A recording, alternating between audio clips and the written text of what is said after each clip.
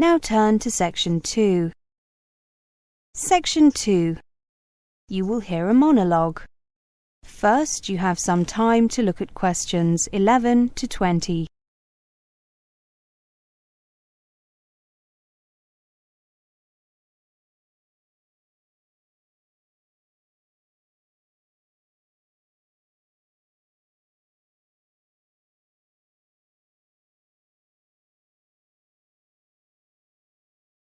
Now listen carefully and answer questions 11 to 20. Good afternoon, everyone. I am here to give you a talk on tenancy agreements and other legalities. If you rent a flat or a house or bedsit, you will have a tenancy agreement or lease. This is a written legal agreement between you, the tenant, and the property owner, the landlord. Tenancy agreements should normally contain information about the amount of rent, the length of the tenancy, and what rights you and your landlord will have under the law. In most cases, you will have an assured short-hold tenancy, which means that your landlord cannot ask you to leave without a good reason during the first 6 months. Although these rights offer you some protection, it is still your responsibility to check the tenancy agreement thoroughly and make sure you agree with the terms. Do not sign the tenancy agreement if you do not know what all of it means. If you do not fully understand your rights, show your tenancy agreement to an advisor in the accommodation office or student welfare office at your university or college and ask for help. You can also get help from a housing advice centre, law centre, or Citizens Advice Bureau.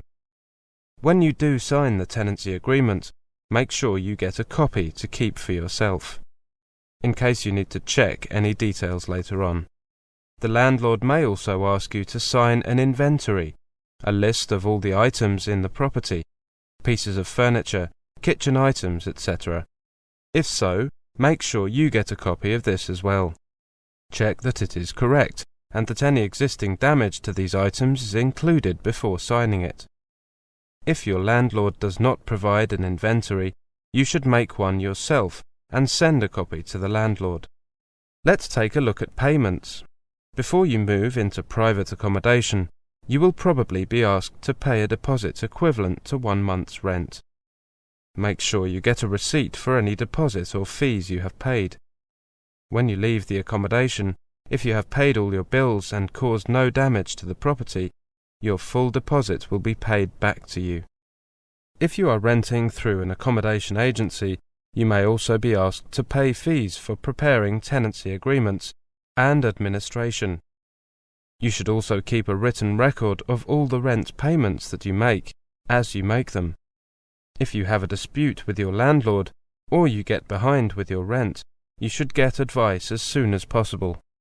Remember that if you live in the same building as your landlord, or you have a room in a student or youth hostel, or university college accommodation, then this will affect how secure your tenancy will be.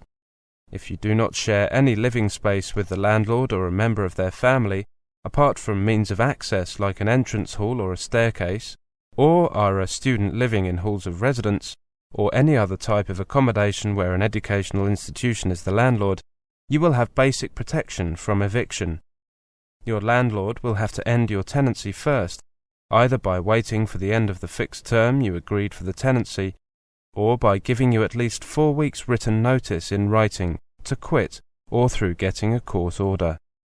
Before you have to leave, if you share living space, for example a kitchen, living room or bathroom, with your landlord or are in a student or youth hostel, you will be what is termed an excluded tenant, which means that you are outside the protection of the UK law which regulates tenancies and will not have security of tenure.